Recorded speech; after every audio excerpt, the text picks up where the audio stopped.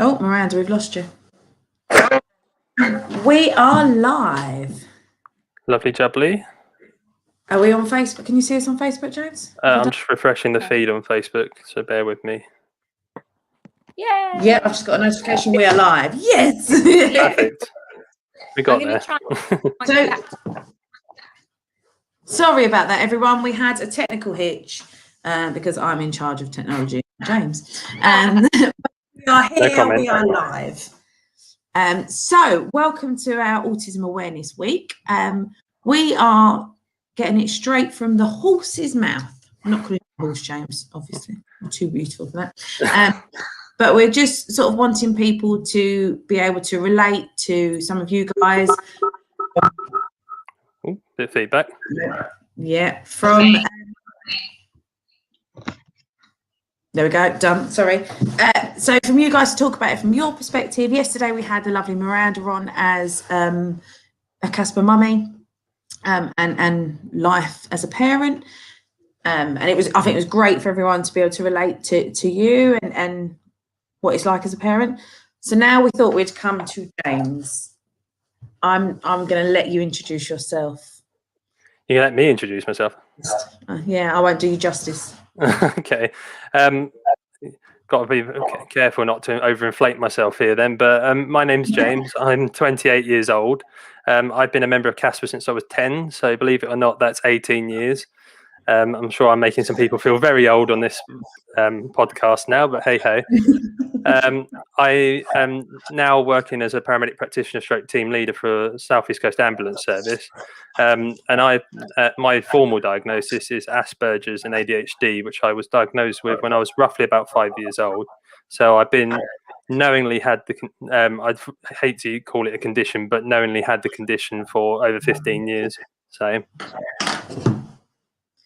for quite a long time. Yeah, very long time, definitely. Especially when you put it like that as well. When I thought 18 years I've been with CASPER, I thought, oh my gosh, that time's gone very, very quickly. It has. Oh yeah. Yeah. So you was diagnosed when you was 5. Obviously, the 2 diagnoses are quite hard diagnoses to have. How is it for you? How was life for you? How is life for you? Yeah, it's an interesting question, that, because I thought you probably would ask that, and I thought, how am I going to answer this? But I think it depending on what phase of my life you ask me that question, it would be a very different answer. So although I was diagnosed when I was 5, I didn't find out my diagnosis till I was 10, because realistically I wouldn't necessarily been able to read reasons of my diagnosis at such a young age. So it was kind of kept from me for a little while. Certainly when I was younger, things were quite challenging, especially growing up with such a diagnosis and knowing that you had an autistic spectrum diagnosis, as we now call it. And certainly awareness has gotten a lot better. Don't get me wrong, and I'm sure this will come up later. It's got a long way to go before we can say it's absolutely where it should be. But back then, autism was one of these things that was kind of looked at in a fairly negative light because it wasn't understood all that well. So yeah, definitely quite challenging when I was younger, both from my peers, the children I grew up with, people I traveled through school with, right the way through to the way adults who didn't necessarily experience the diagnosis perceived me or dealt with me, etc. And then fast forward 18 years, I can't believe I'm saying that, but fast forward 18 years to now, I actually don't view autism anywhere near in the way that I used to. Right, for me now, and I'm sure a few of my friends that are watching the stream with me would probably agree with this sentiment, but I kind of can see it as a superpower, as a firm part of my identity, rather than something that's a hindrance. And don't get me wrong, it does still cause me some issues, especially if people are sarcastic or ambiguous, like low-level sarcasm we're talking about here. I might not get it, but actually, from the mainstay, I think it's definitely helped me be a bit more understanding of the world and a bit more empathetic. Do you kind of get where I'm coming from? Yeah, completely. Because obviously we've been very lucky and we've been able to watch your journey and watch you grow. And yeah, it's been amazing, isn't it, Miranda, to be part of of James's life with your, your mum and everything. But it's really interesting what you say. So you're saying at school it was, it was quite hard with your peers and things. And obviously yesterday we spoke from a parent's perspective, and the parents were saying schooling is probably, well, it feels like quite a hard part of the journey. Have you got any advice for anyone that's having it tough at school? Or I think it's a difficult one, because obviously school is going to be fairly different from when I was last in school, and especially now at the moment with the lovely COVID pandemic just changing the way that we're used to doing things. I think my advice is just take it as it comes. School is not easy for anyone, whether you have an autistic diagnosis or, forgive me for the use of this word, but you're neurotypical. It's not an easy process. So don't feel that that's a bad thing. Just take it step by step and just use the support that is offered to you as and when you need it, or when you feel ready for it, if that kind of makes sense. Yeah, no, it makes complete sense. And I think sometimes as a parent, it's harder to separate your child's, I'm sure when you was at school, you just sort of got on with things, whereas your mum may have found it a bit harder. Or yeah, and I would agree with that. I certainly think that when I was younger, my behaviour was, and I'm sure if Helen's watching and the rest of the CASPER staff that grew up is here, I'm sure they will all agree that my behaviour was extremely challenging inside CASPER, and that certainly extended out towards school and things like that. So for those that weren't aware, didn't experience me when I was younger, I was a bit of a know-it-all. Any first aid incident, I had to be there. What do you mean was and were, James? I'm not, no comment, but yeah. But I had to be there. I was. You knew what it was like, and actually that did correspond to school life as well. I could be quite challenging, but one of the questions Sarah asked me, and I hope you don't mind bringing it up, Sarah, was what would if I could change something, about school life, what would I change? And one of those things is not so much a change with me, but it's a change that actually is needed in the system. So I see George Bugden's in the stream, so he will probably be able to comment on this. But when we grew up, we were put in social skills classes on a Friday evening to try and help us integrate with our peers from neurotypical backgrounds a lot better. Now, I can see why that's needed, and it definitely helped me. But my kind of sort of food for thought is, if you're giving me social skills to integrate with my peers, why are you not giving social skills for my peers to integrate with me? Completely. Mm-hmm. Yeah. The best. So well said. And that's what we were talking about yesterday. It's about awareness and for people that are neurotypical, to have the confidence to ask the questions, which is why for us, I think this week of having autism awareness and you guys on the lives and saying to people, please ask us questions. There is no silly question. Absolutely not. We want to be able to answer it so that people feel that, they're not all that autistic person or, because there is the stigma is absolutely still. And it has to be said, that autistic person, I was that person in year 6, because looking back on my school time, in my junior school time, as far as I was aware, I was the only one, certainly in my class, and I think probably one of the very few in my year 6 class that actually were diagnosed with it. So I was seen as, or at least that was my perception anyway, that I was that autistic child. Yeah. If you kind of get where I'm coming from. And actually, it's okay to struggle with your diagnosis. It's okay to struggle with the fact you've been diagnosed with it, and the fact that you might perceive yourself as not normal, because that's certainly what I perceive myself as. But as you kind of grow with your diagnosis and you meet all the wonderful people, certainly that CASPER network with me with, you begin to realize that actually you are perfectly normal, and it's just an important part of who you are. I wouldn't change the color of my skin or who I am, so why would I change my autism? So yeah, exactly that. And I think that's a big thing at CASPER, isn't it? Is we always see it as our superpower. And it really is. And the things that you guys have taught some of us is unbelievable. Absolutely unbelievable. Your attention to detail, sort of, there's just so much. And James, you was that kid at CASPER that evolved and always knew better. Yep. That was never a bad thing, because that was what made you you. Yeah, we loved it. It's like, oh, James. You know what, James? I will never forget. I can't remember. It was some dry sledging thing or something, and a guy, something happened. I remember the public. You were just in the, you know, I was there as a trained first aider. Boom, you were there. St John's ambulance. You were just so in control, and it was just like, you know what? Actually, he does know what he's doing. I'm here to support, but that boy knows what he's doing. It was just awesome watching you. And look at you now. I mean, Helen said earlier how proud she is of you. I am, Sarah. We all are so proud of you.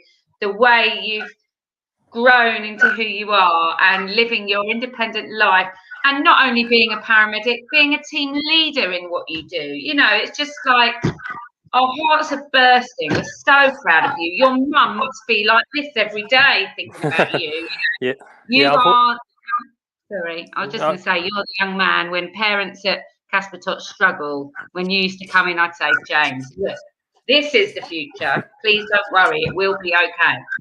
Yeah, and you know that when I offered this up, that was kind of the reason why I wanted to attend in my uniform, and I thank the ambulance service for letting me do that. It's just as a kind of reminder, not to be narcissistic or anything like that, but as a reminder that, you know, I was that person, and look at me now.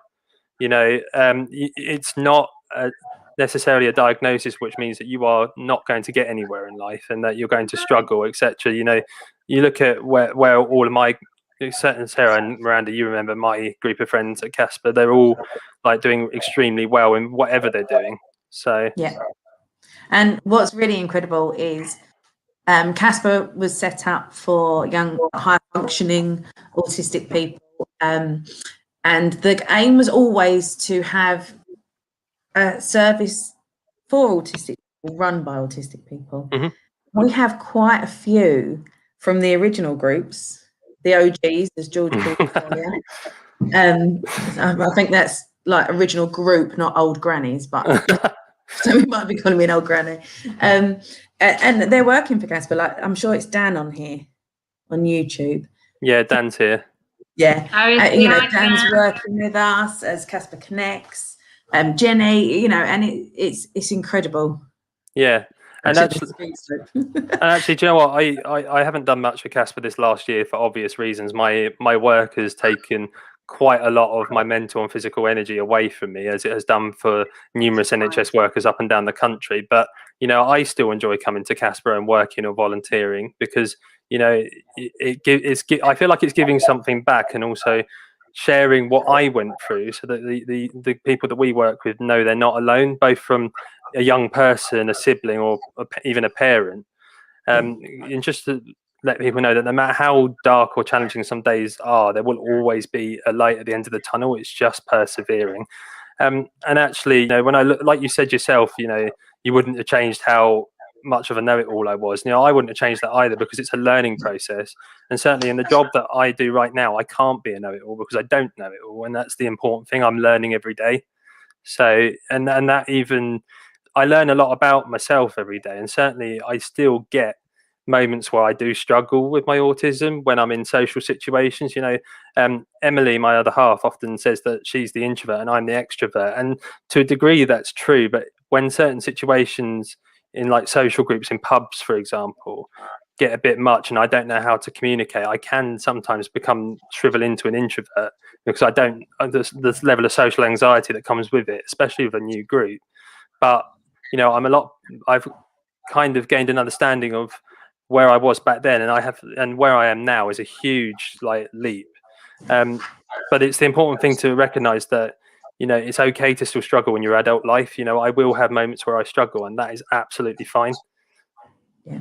And I think it's safe to say we all do. We all struggle.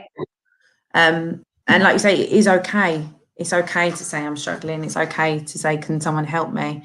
I agree with that. And do you know what? This year, especially for those that have never had any experience of autism, etc., is probably the closest you're going to come to understanding to a degree what it must be like, because everything changed. We've been locked inside our flats and our houses. We've had restrictions on what we can do. Our routines have had to change. And actually, for vast majority of people, that's been a huge change to have to deal with. And now if you that kind of extrapolate that to autism, that's what any change can feel like. And I use the word can because autism is such a spectrum disorder. What I'm saying now doesn't apply to every single person on the spectrum, but it's just a thing to consider, like a little bit of food for thought. Yeah, and I think, like you're saying, I often use this analogy because for me, I'm living in the grey area during lockdown, and I really like that. And it's the sort of the black and whiteness, isn't it, of rules are rules, and people aren't abiding by the rules, and then sometimes the rules don't make sense and they're stupid, silly, and it's, for me, it's how I've had a real insight into, oh, okay. Yeah, absolutely. And when rules are open, well, that's what I mean. If the rules are open for interpretation, which with looking into some of the COVID rules, they have been at times. Think about the person who likes black and white as part of their Asperger's diagnosis. They're very black and white. If you leave something open to interpretation, that is going to be a huge struggle for them. That I've done quite well considering, but I think that's because for a large part my routine has stayed the same. Because I still had to go to work. Now, don't get me wrong, November to January were probably some of the worst days of my career so far, and I'm not going to go into it on the stream because I want to keep it upbeat, but you can probably understand why. But I was still going to work, I was still seeing my friends at work, I was still seeing other people, so I coped quite well. But for a lot of people, especially those with autism, where they aren't necessarily able to get out, I can only imagine how much of a struggle it could have been at times.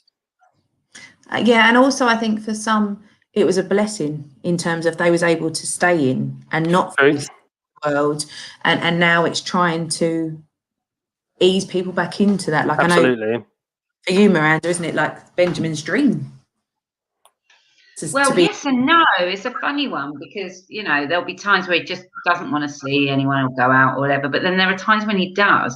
So when he's feeling like he can face the world and wants to see a mate and he can't, that is so hard to deal with, to get your head round. And so, yeah, and he's really glad it's all opening again. But you're right, there are days when, no, just don't want to do it. So it's a funny old thing. It's just, you never know really how it's going to be. You just have to go with it. Say, okay, don't want to today. Maybe tomorrow you feel different. You just have to go with it and see what happens. Absolutely. Definitely. And James, you've got a great group of friends around you, haven't you? I have indeed. To quote one of them, a group of like-minded people who think differently, which we've stolen at CASPER all the time. I love that. Who said that? CASPER, Jenny. That's definitely a Jenny quote. Yeah, we love it. She always smashes it, gets it exactly right. 100%. Yeah. And you've got a group of friends that you've been friends with for a long time. Do you feel that having the sort of the peer support and understanding really helped? I definitely think it did. I mean, it does to a degree go back to the whole spectrum issue that I was talking about earlier, which is because it's such a wide spectrum, everyone's autism is going to be totally different. So once you know one person with autism, as the saying goes, one person with autism. And actually seeing how my friends maybe reacted or were different kind of helped me understand my own differences as well as understanding them. And certainly that level of peer support where it wasn't always necessarily quite overt peer support, in the sense that I should add, everyone calls me Lisle because there were too many Jameses at CASPER, but there was. Don't even go there. But yeah, they were. Lisle, I can see you're struggling. Can I help? It would be sometimes just like, should we go and play some football? Which the CASPER staff used to love doing football every week, as I'm sure they'll admit to.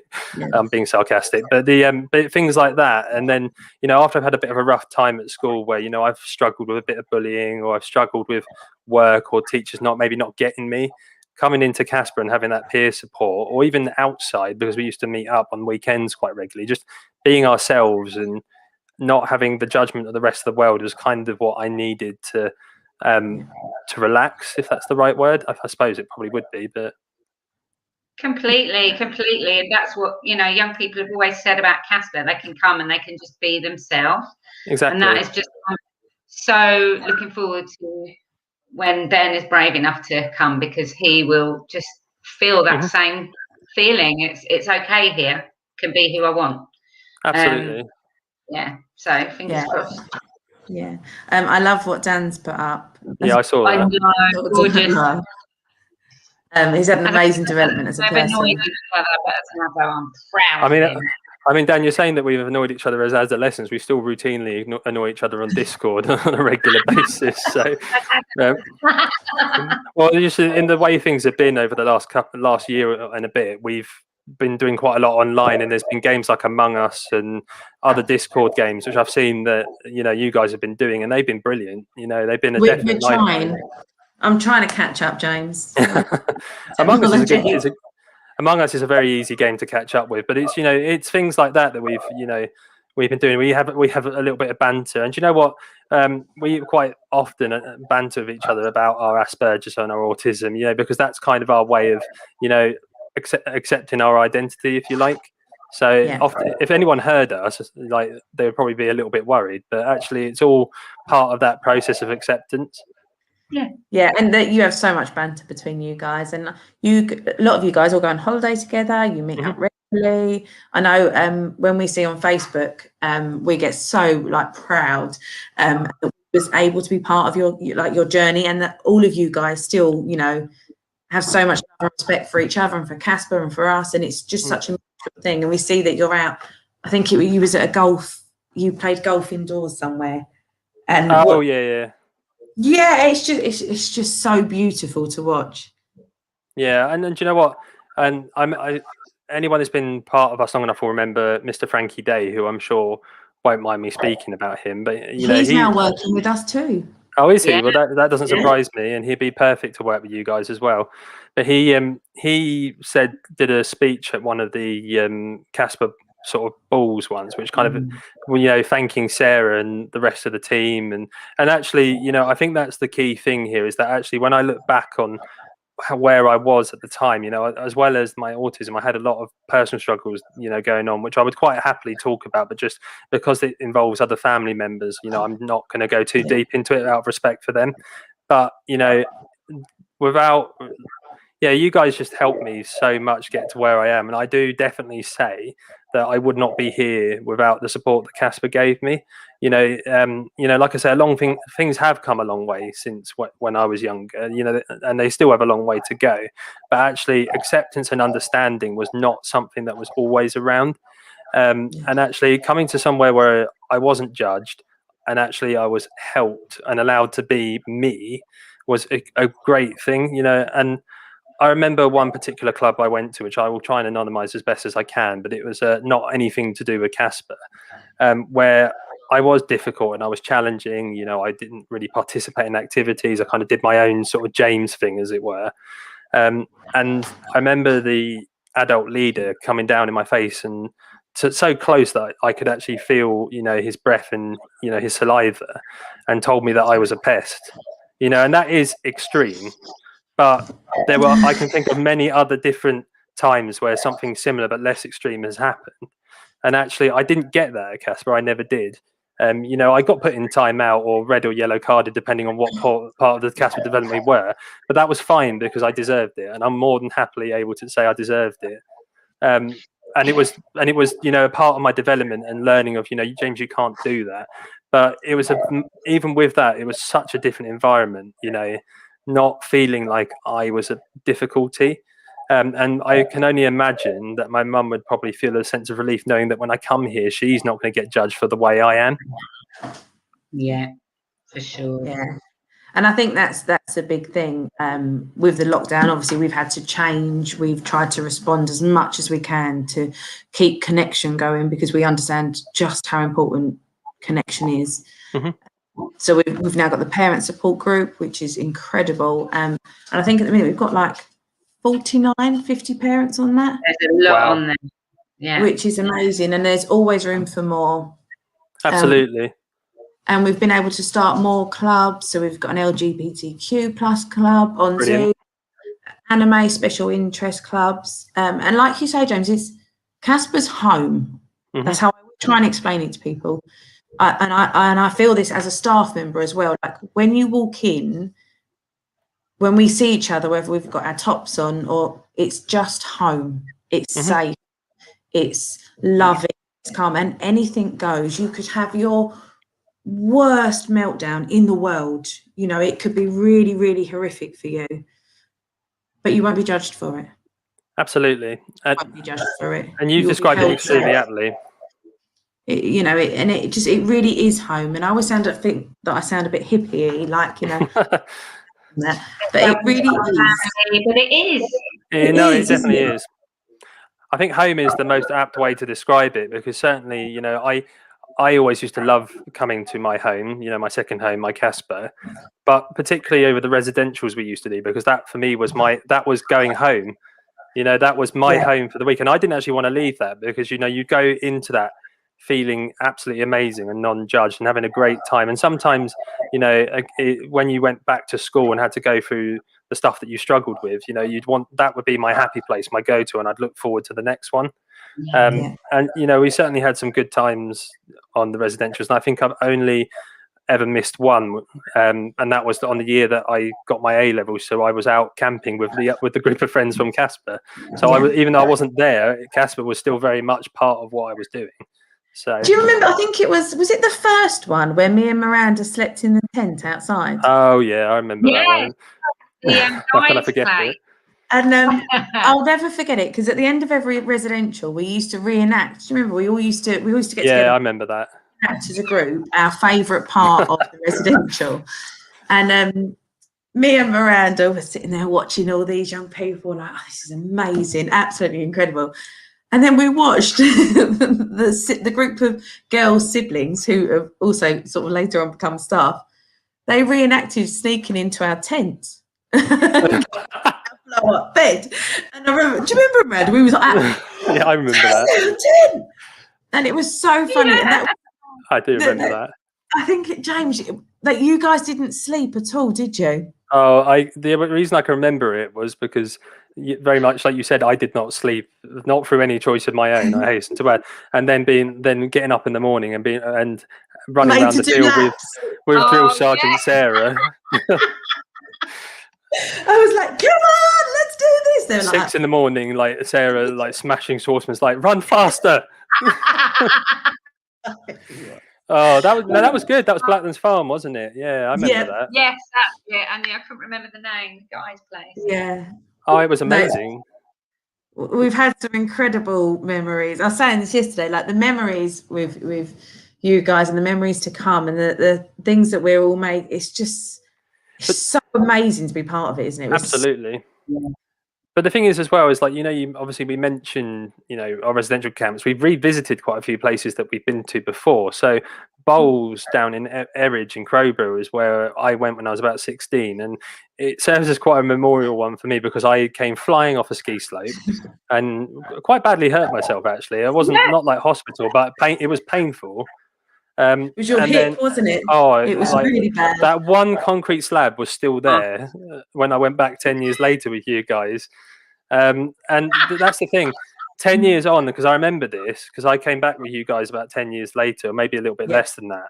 And I kind of I remember at one point, because I was a staff member at this point, helping out all the young people that were there.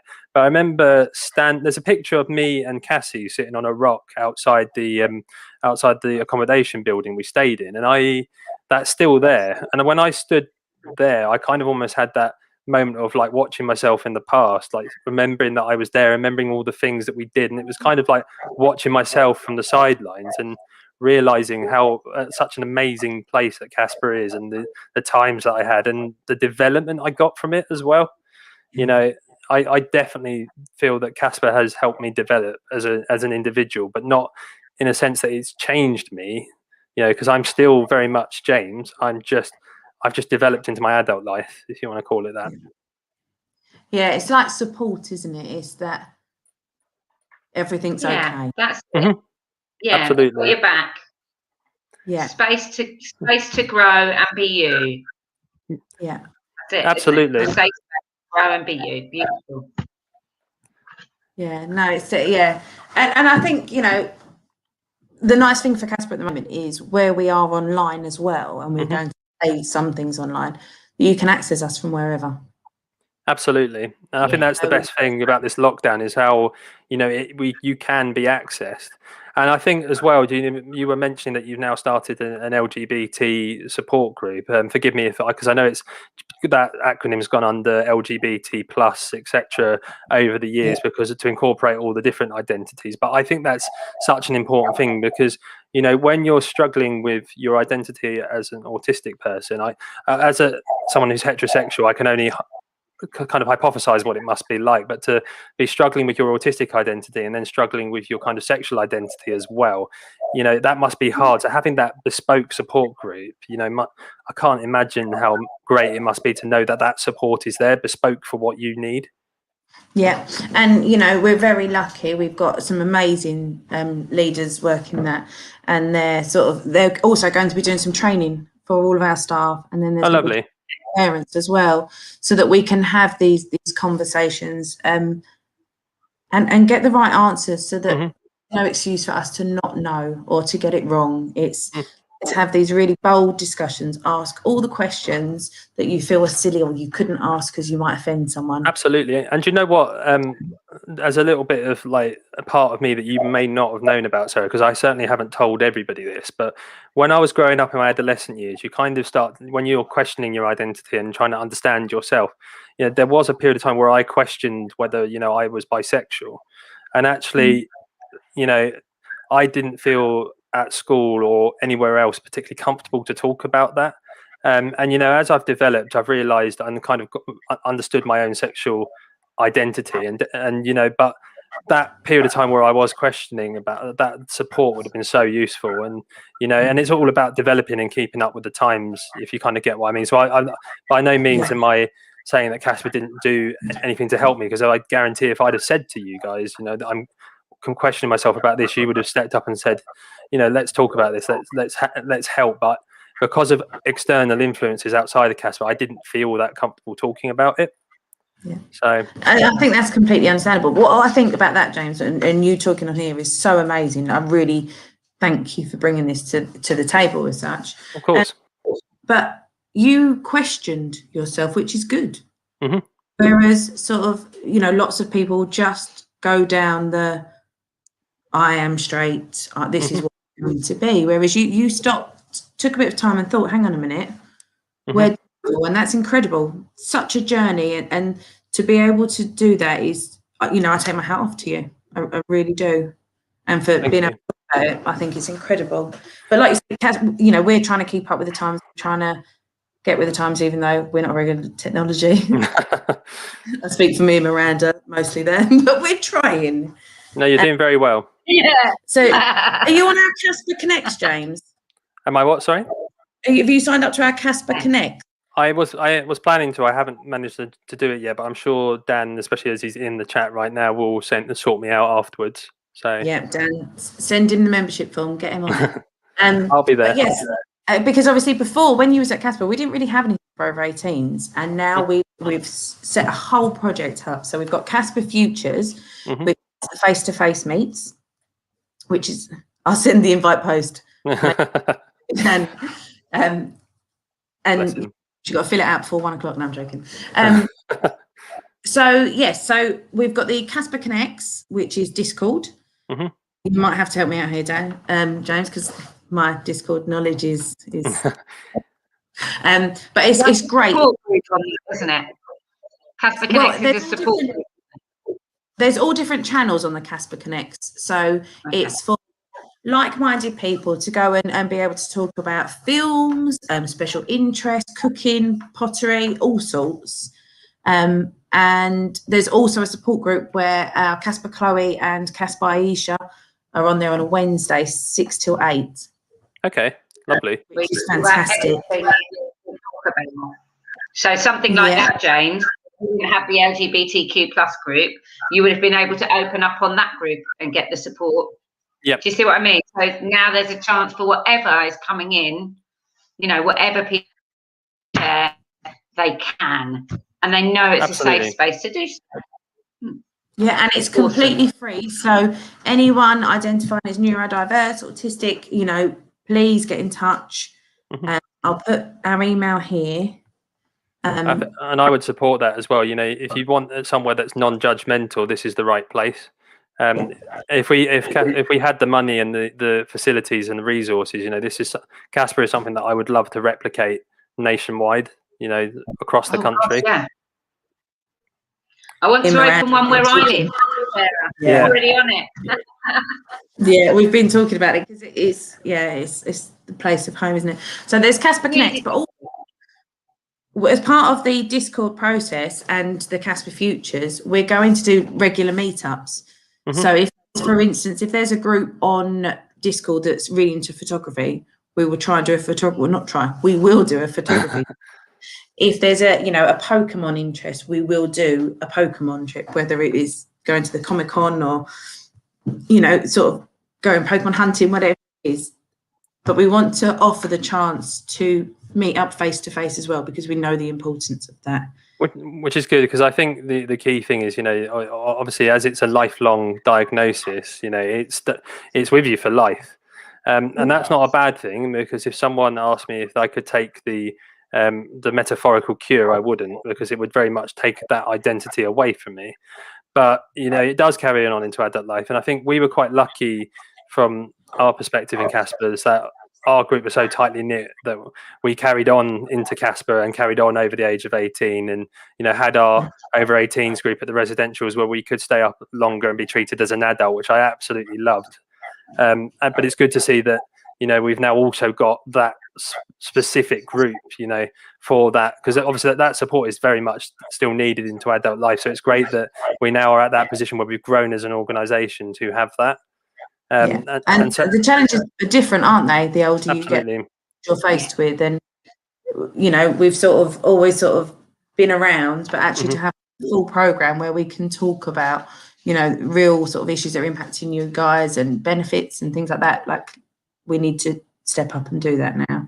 Absolutely. And do you know what, the thing is, I've been quite lucky, and I'm not just saying this because I know my employer is watching. You know, CCAM have been very good, and, you know, they've got a very good and strong, like, network of like sort of LGBT disability networks, inclusion networks, and Asmina, who I'm sure might mind mentioning, is a brilliant inclusion lead for the trust. And, you know, I've always felt supported, but, you know, that's not always replicated, because people's understanding of Asperger's is not, and autism is not always that good. You know, I remember one particular organisation that I worked for, who, again, I won't name, wanted to play, as part of an autism awareness training, wanted to play Rain Man, a clip from Rain Man, and that would be it. And thankfully someone on that organisation came to me and said, you know, that this is what they were planning on doing. I was like, you must be joking. You know, give me 5 minutes and I can do much more than that one clip would be able to, you know, and I will even pull in my friends to help me with that. But, you know, that's such an Rain Man is a good film, don't get me wrong, but it's such an outdated, you know, stereotype of someone with autism.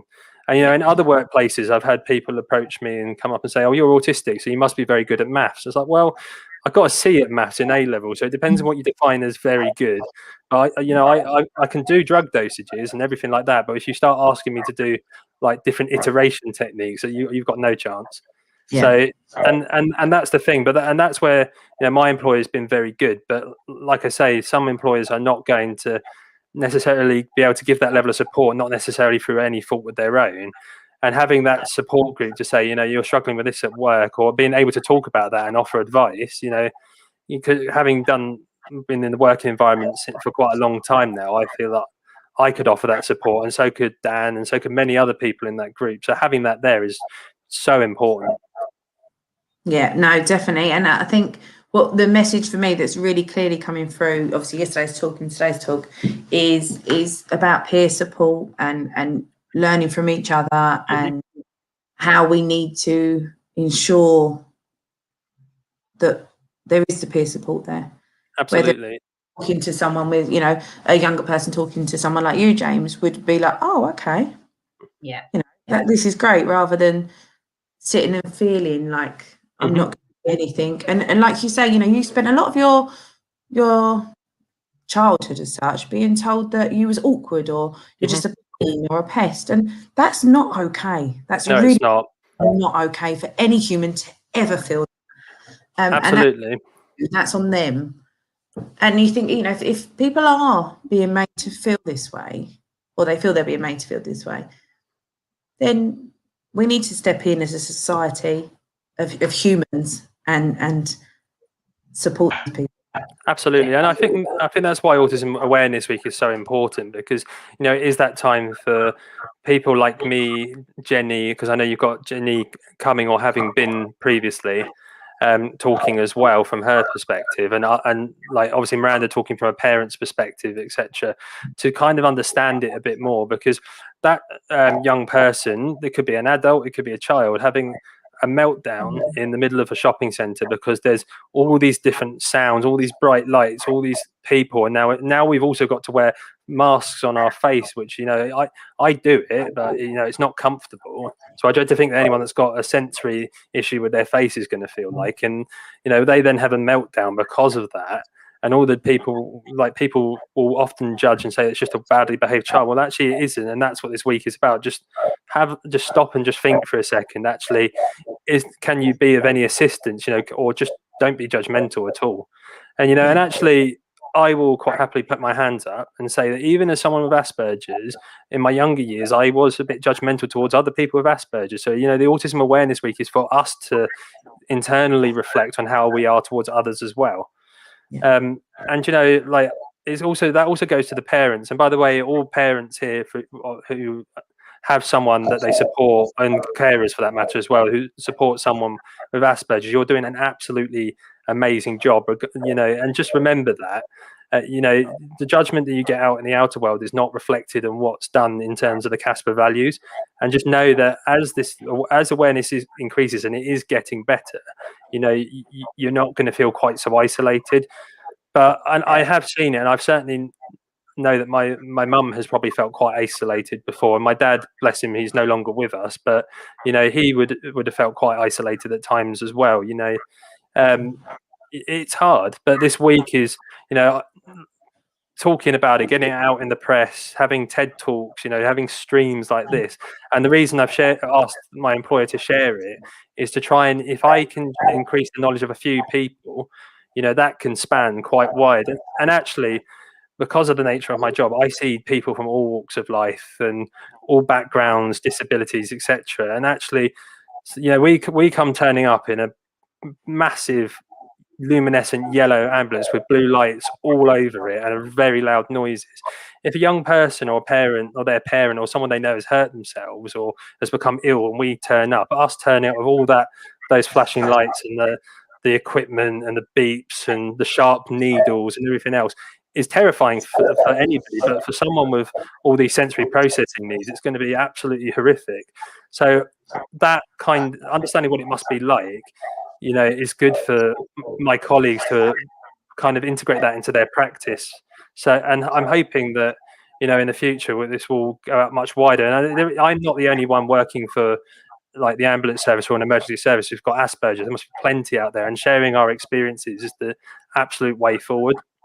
Yeah, and I think you've just highlighted something that's really key, and possibly a lot of people don't necessarily know about. You know, we hear the word autism, we hear the word autistic, you know, Asperger's a little bit as such, but sensory processing disorder and needs, that's not often spoken. No, it's not. Actually, that can be more crippling in lots of ways than some of the sort of traits from autism as such. Absolutely. And it's not something that I would be able to talk about, because obviously it's not something that I have a diagnosis of. But, you know, often a diagnosis like sensory processing disorder goes hand in hand with autistic spectrum diagnoses. And actually, not a lot is understood about it, but, you know, I've tried to help with my colleagues with understanding it as well, because I have had dealing with it through some of the young people I've looked after in CASPER. So it's a growing experience for me, even someone that's got a diagnosis of ASD. So yeah.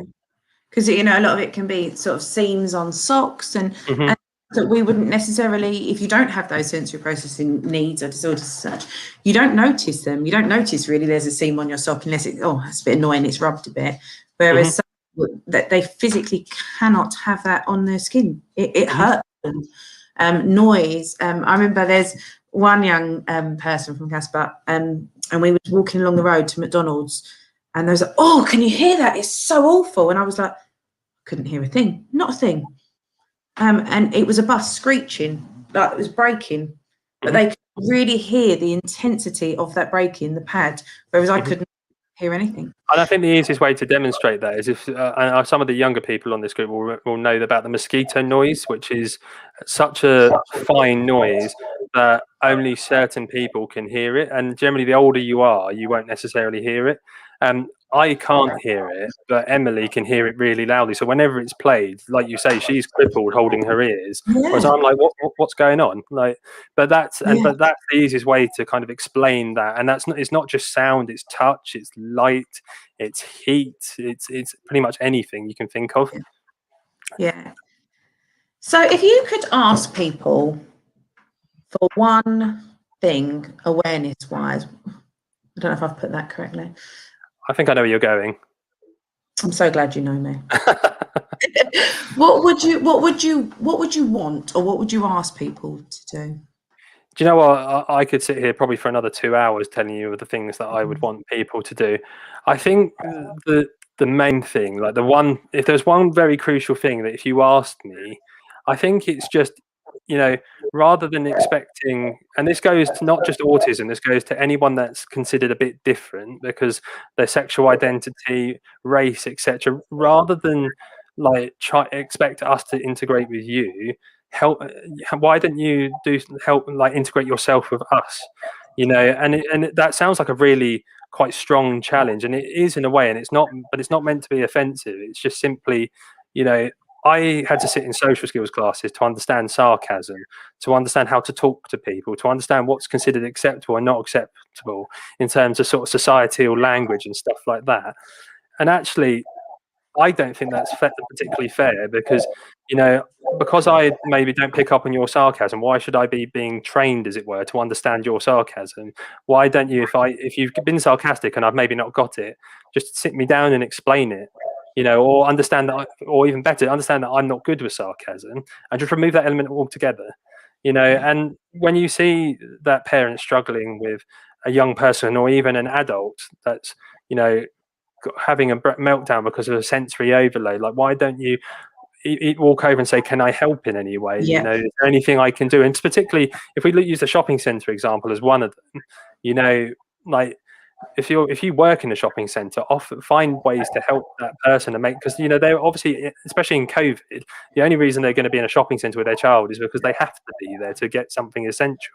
At least you'd like to hope anyway. So if they have to go home because their child's really struggling and they've not got that essential, that could then have increased their stress later on down the line. So awareness is one key thing, but also integration. As much as you're trying to help us integrate, why don't you integrate with us as well? Change the way you do things. And actually, I wear my heart on my sleeve. If I had a flag that I could put on my back that identifies me as autistic, I would wear that everywhere I go. But some people are not that comfortable with doing that, and some people are not going to overtly say they've got autism and things like that. So if you notice someone struggling, just think in the back of your mind, don't go up there and go, are you autistic? Just think in the back of your mind, maybe they're autistic, maybe I need to adjust my language or my body posture or the way I'm doing things, or adjust their journey to make it more accessible. And certainly, and this reflects my experience that I had when I was younger with that particular person calling me a pest. And like I said, that is very extreme, and I don't want to be too downbeat about it. But don't do things like that. Because that really hurt, and I'm going to tell you now. Even now, it gives me a bit of an ache in the heart and a strong sensation down the spine, because no one should ever be spoken to like that. But rather than thinking, and that person's a pest, think like, what can I do?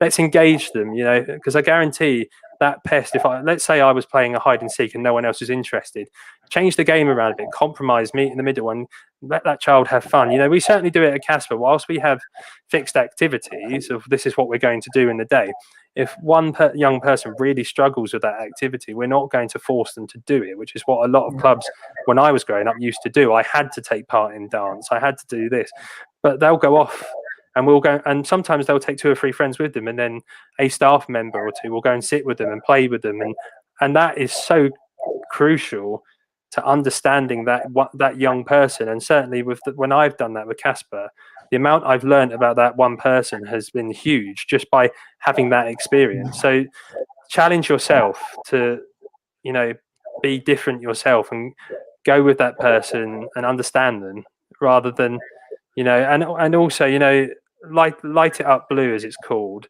And this is one thing I want to say, and I hope you don't mind me saying it, Sarah, but light it up blue is something that actually a lot of autistic people are not a big fan of, because the organization that created Light It Up Blue, I'm not going to name them because I don't want any ramifications to come from CASPER, but that particular organization believes in eugenics and curing people for the benefit of the parents, or rather than for the benefit of the individual, and only recently have started talking about acceptance and understanding and integration, but still hammer on about this eugenics. And if you took a survey across lots of people on the spectrum, I would guarantee you a vast majority would say I would not take the hypothetical cure because it's me. You wouldn't change the color of my skin. Why would you change what's within? Yeah. And sorry, I went on a bit of a rant there, Sarah, but that it was perfect, James. And this is what people need to hear. It's not me being a mouthpiece for someone who's on the spectrum. It's you guys, because like you was just saying, some people like to identify as I have autism or I am autistic, and both great. And if you absolutely don't, it's also great.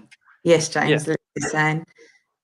And I think you just highlight so much about the positives. Of course there's going to be negatives along the way that wouldn't be if it wasn't, but it's how you understand them and get through them. Absolutely. And the support you receive, that's really important, isn't it? But the thing is as well, if you can reflect what you're doing with autism in your life, then actually you're potentially going to reflect it in other ways as well, because there's lots of in the world that we live in, people are a lot more open to identify how they want, in terms of sexuality, in terms of nationality, gender, race, whatever. And if you can be accepting for autism, you can definitely do it across the board. And actually that's a big lesson for me, is in learning to be so accepting for myself and understanding my own differences. When I see, and I'm sure my other colleagues with autism would say the same thing, but when I see other people who are maybe not autistic but different in other respects, either through their identity or disability, we kind of have a mutual understanding in the sense that I don't identify like you, but I too have had my own struggles with how people have treated me, so I'm going to treat you how you want to be treated. And that's what makes autism my superpower, because I've been given that inner perspective for free. Whereas actually for some people that level of self-awareness takes a long time to get there. Yeah, definitely. James, I could just listen to you all day. I love it. Just your profound, honest, oh my God, it just makes so much sense, and just like so many people out there need to hear this. I love Agreed. it. And do you know what the thing is, I thank you for saying what you say, Miranda, and the only reason I do it is because I want the best for other people with Asperger's and autism. I mean, I should say Asperger's isn't really diagnosed anymore, it's called ASD, and that's fine. But yeah, I want it the same for everywhere, because I can't remember what the exact statistic is, but I think it's still only 13% of people or people with a diagnosis are actually in work in their adult life, and that figure hasn't changed over the last 10 years. Now you do have to take into account that probably more people are being diagnosed since the statistic 10 years ago, so that does confound the statistics slightly, but I would still have expected an improvement within 10 years. So why is it that young people with autism aren't being employed? Because some people could say that there's an employability issue, but actually is it that employers are just not understanding us? There are young people out there that I have met through my time in CASPER that are absolutely amazing with what they do, be it artists, gaming, computer coding, and they've harnessed that power, and they would be amazing in that work, but it's up to the employer to give them the ability to express that superpower. I like to think I'm a very good paramedic through the years of being in St John Ambulance as a cadet and trying to treat every person that fell over at CASPER. But I've been allowed that ability through the university and through the ambulance service to harness that power and be good at what I do. I'm not perfect, no one is, but I've taken what I felt I was very good at and been allowed to progress with it and run with it, to the point that I've gone from being that annoying person that wanted to put a plaster on anyone that fell over to someone that's treating people with life-threatening changing injuries and supporting other staff that do it as well. So if I can do it, and this is my message to everyone out there, if I can do it, you can too. It doesn't need to be a paramedic. You could be an artist, you could be a teacher, a musician, you could work in HR. If you wanted to, you could be a rubbish man. Whatever you want to do, go and do it. Grab it by the horns. That just made me really proud to read that. Benjamin Stevens, no doubt, James, you're a spectacular paramedic. Bless him. Ben is one of my team leader colleagues at work and is a paramedic at my station as well. So thank you, Ben. That's quite nice to hear. And the same to you. It's literally made me well up. I'm not even going to lie. And I've met James. Obviously, I was lucky enough to work with you. But also, I needed you as a paramedic at one point. Oh, I remember that. Yeah. Yeah. So Lottie had her heart. She had a really poorly heart. We found out she went into surgery. I came out of the hospital and I was, a little bit nervous and things. And James was just incredible. Oh. So I think she's going a bit blue, or James, you was just phenomenal. You just put my mind at rest. You was calm and collected. And I always think if ever I was in a situation, I would want you there. To Bless you. You, because you was just incredible. And also you helped me find the paramedics that took us to the hospital. Yes. Thank you to them. Yeah, one of them's retired now. One is still working for us, and we're very thankful to hear how well Lottie did, because obviously what Lottie went through was very significant. And it's nice to hear all these things as well. And I know certainly I use my experiences within the ambulance service as well. So when I go to that person with autism or a family that's struggling, even if it's not autism related at all, because of something they're going through, like what happened to Lottie, I do try and take that experience with me, because every person's struggle is unique to them. That's what I really love about you, James, and many sort of people. I don't mean to sort of categorize, but on spectrum. No, not at all. Think about things and take those experiences with you and learn from them. Whereas lots of neurotypical people would just be like, well, it's just my job, it's just what I do. Yeah. Whereas passion and dedication to your job, and they are so lucky to have you, as are we lucky to have you to treat us. Bless you, thank you.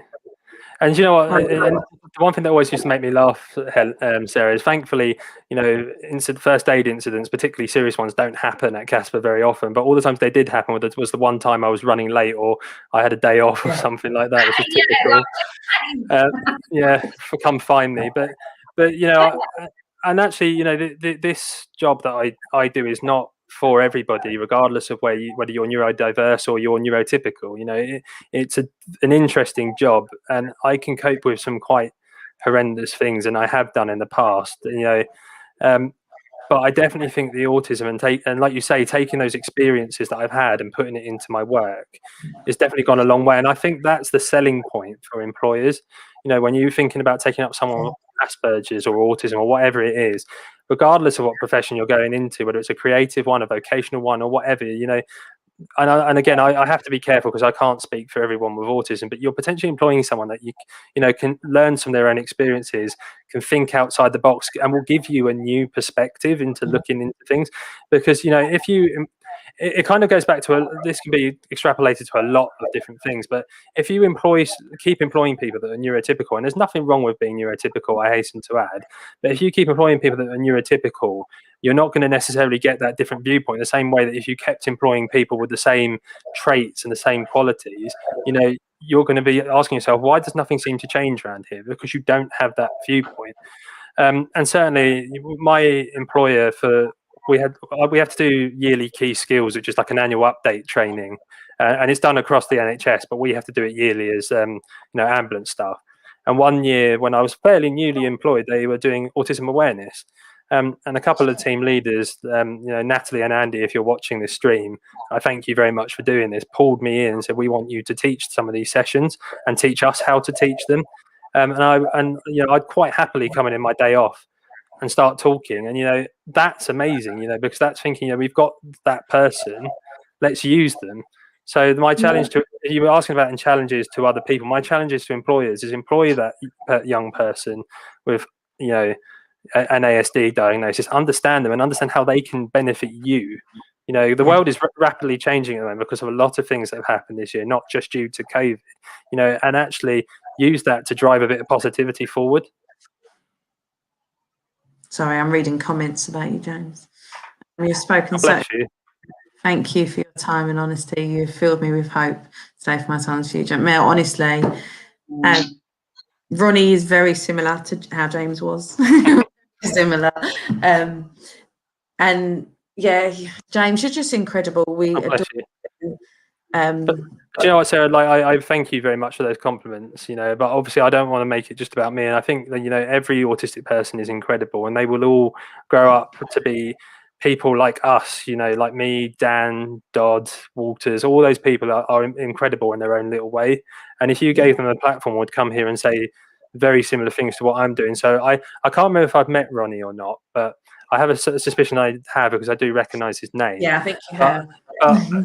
Mel, what I will say is please do keep hope. Your son has definitely got a future. And do you know what?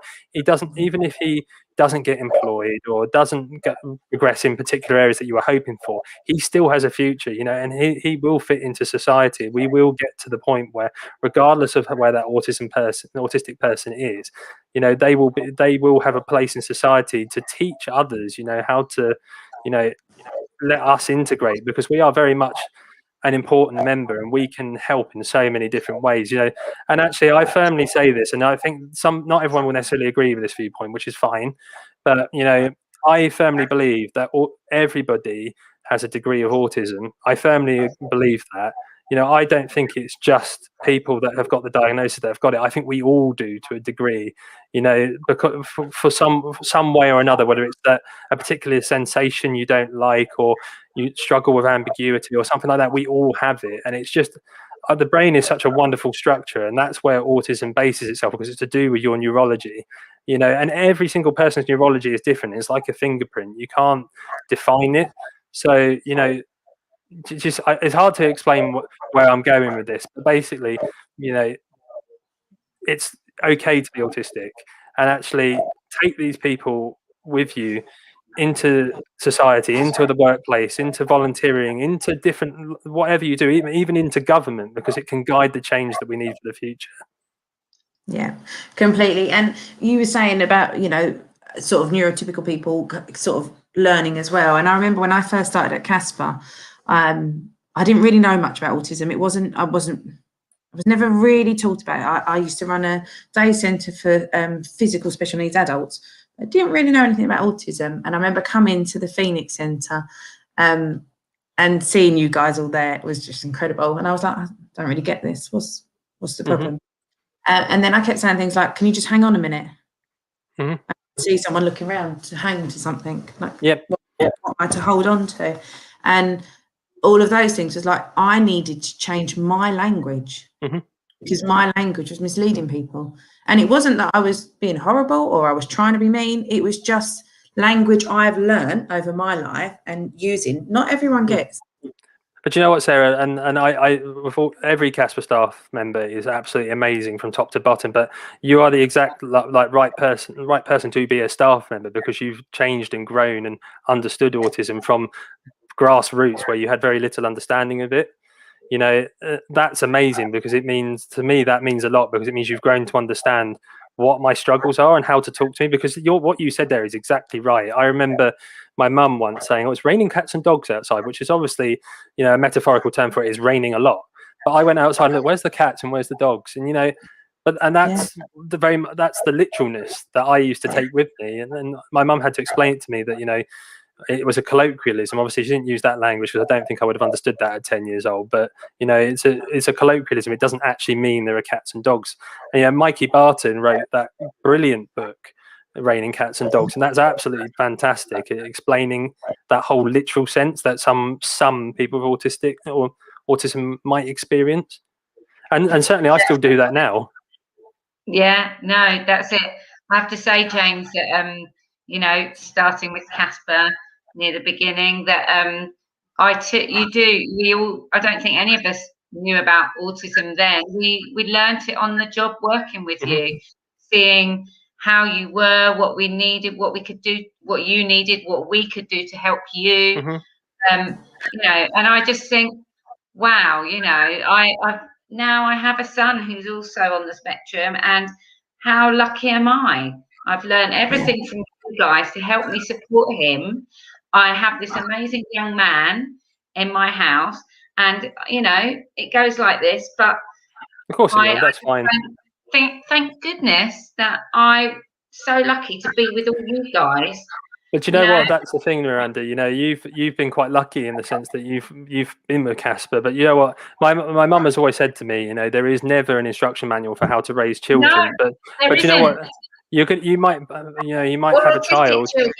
Exactly, but that's what I mean. You might either, you know, have a child or adopt a child, and then later in life you find out they've got autism. And if you've never had that experience, there's nothing, like some people have never even heard of autism. So to then suddenly be told your child's autistic, and you know, I can only imagine it must be, if you've never heard of it before, because things that even now words are still used, like he's neurologically different, he's this, he's that. And I kind of only imagine that sort of black curtain that must come down across your eyes, you know. And it's not even that, James. It's just that you're not given, there is no manual. So exactly. you feel like you're lost, you're alone, because everyone else is doing what they're expected to be doing. You're like, well, what do I do? Exactly. And that's why CASPER is so awesome. And although as a staff member, we've always done what we felt we could do and tried to do everything we could do organically, and learning as we grow, as there's more information around. Oh my gosh, what was I saying? It was really proud. I knew where you were going. What did you just say, James? About reverse.